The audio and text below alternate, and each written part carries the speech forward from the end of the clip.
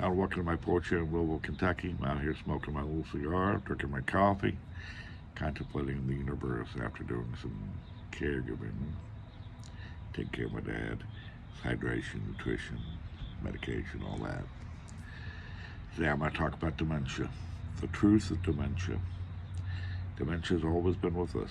It's not a modern thing. The reason it was not as common as it is today is simply that people didn't used to live long enough to reach that stage of dementia. The brain can only handle so much. There used to be a fallacy, a lie, a myth that we only use 70% of our brains or something like that. That's a lie. It always was. Our brains work at 100% capacity all the time. It's not a big empty thing.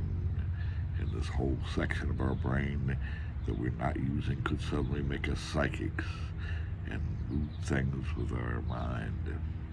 That was a lie. Our brains are running on 100% power at 100% capacity all the time. There's no medication that you can take that is not mind altering. When you take a medication and you have a side effect, that side effect isn't in your body, it's in your brain. What the medication does is change whatever the brain is doing and how it's processing and what it's making or not making. And that's simply what it is. So when you feel side effects, to treat one thing, it's doing something else, causing other issues, which makes your brain not function normally. And that's the truth of it.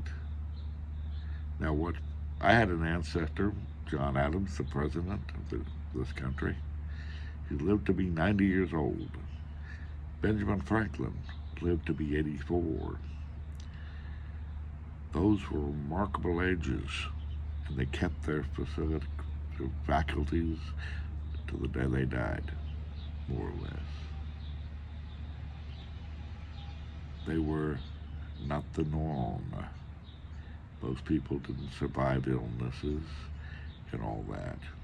It used to be, if you had a heart attack, after a heart attack, what they would prescribe was bed rest. And some people had bad tickers and basically stayed most of the rest of their life in bed most of the time, taking it easy. We found out that was the wrong way to go about it. That's the absolute worst thing you can do is not be active after a heart attack. Some people have bad tickers. Medications can extend that life, but at the cost of derailing the brain from doing what it's naturally going to do. Some people are naturally more long-lived than other people. It's a lot of so many things. It's lifestyle, it's diet, it's exercise, it's purpose, and it's genetics at times. Some people have a weaker heart. Some people have a stronger heart. Some people get very, very sad and have a heart attack. I had that happen to me. Some people, like myself, are huge, what we categorize as morbidly obese, and I'm more active than most people I know. One of the things about being a caregiver is when you're in high alert, that's pumping your stuff full of adrenaline and all this other stuff. The first thing, your body goes into crisis mode when you're always on high alert and packs weight on you, will not let you lose weight. If you're a family caregiver and you're putting on some weight, even though you watch your diet, you could be on a bare minimum diet and still not lose a pound, not lose any of the fat, because your body's in crisis mode, in famine mode, so to speak. It's trying to protect itself. Think about that. When you take a medication, they adjust your cholesterol, regulates that. The brain is only 2% of our body weight, but it has, I think it was 25% of the total cholesterol in the body. Might be more. So when you're altering things, the brain doesn't know how to handle that. We're treating the body to make something work the way we want it to. And that's telling our brains, forcing our brains to do this.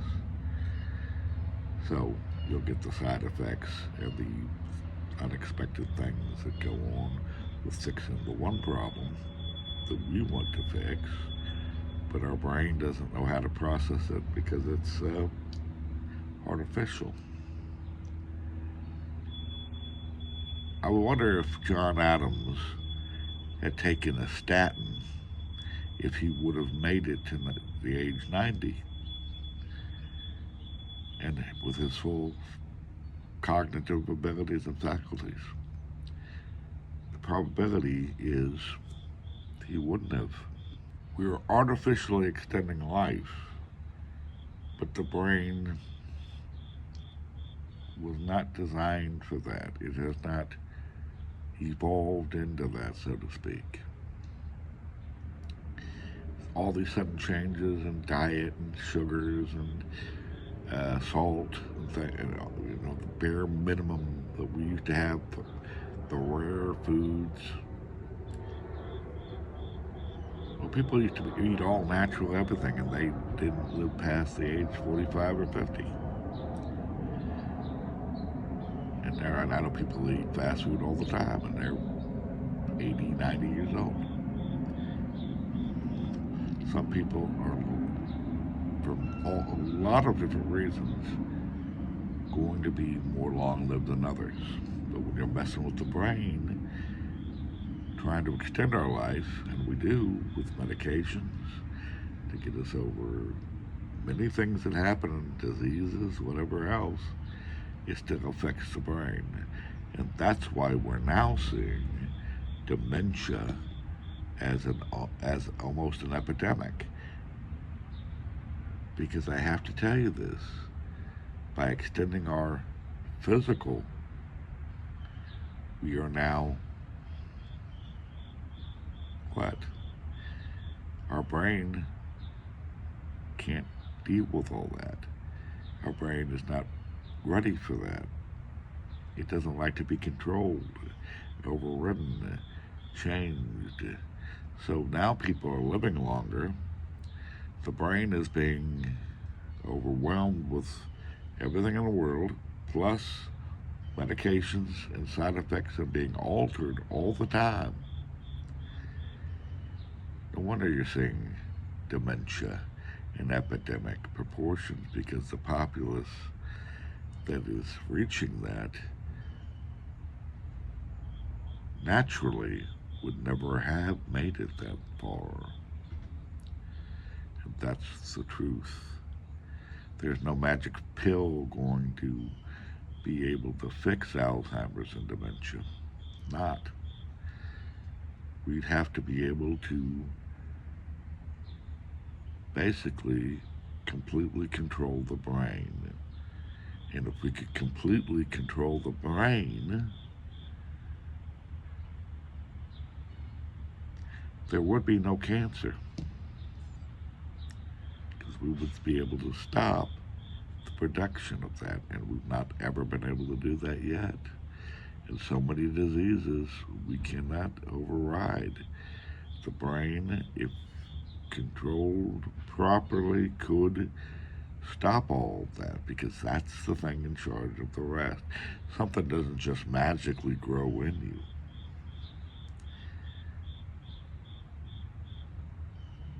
The brain could be programmed to go after specific things if it found something abnormal. We don't have that ability. But every time we take a medication that gives us that helps us survive longer, it is affecting other things, which causes the side effects and everything else. And it's also altering the brain, which I think you will understand why dementia is more common now than ever before. And that's because we've lived longer than ever before. There's no one way out of this. It's a trade-off. If you can get over the medication issue, if you only take medication to deal with things temporarily, that's fine. Then you can get your brain go back to work as normal, and you might not experience those things, or you might, because there's a point that comes when your brain will degrade naturally. And some people, because of life, lifestyle, experience, all that, like my ancestor, John Adams, like Benjamin Franklin, one of the most geniuses of our country. They lived to be 84 and 90, and that was abnormal for their day, and to keep their full faculties until those days. But now we're artificially managing things that we really don't understand, because fixing the body, we think, we're still messing with the brain. And so you will see cognitive decline, you will see more dementia, because the brain was not designed for most of us to reach these advancing ages. And especially, we've extended our lives, but not extended our purpose and our work and all the things that make life purposeful. And that's the truth of dementia and Alzheimer's. Anyway, I hope you have a good day. And I'm going to try to have a good day. And I'll talk to you again at another time.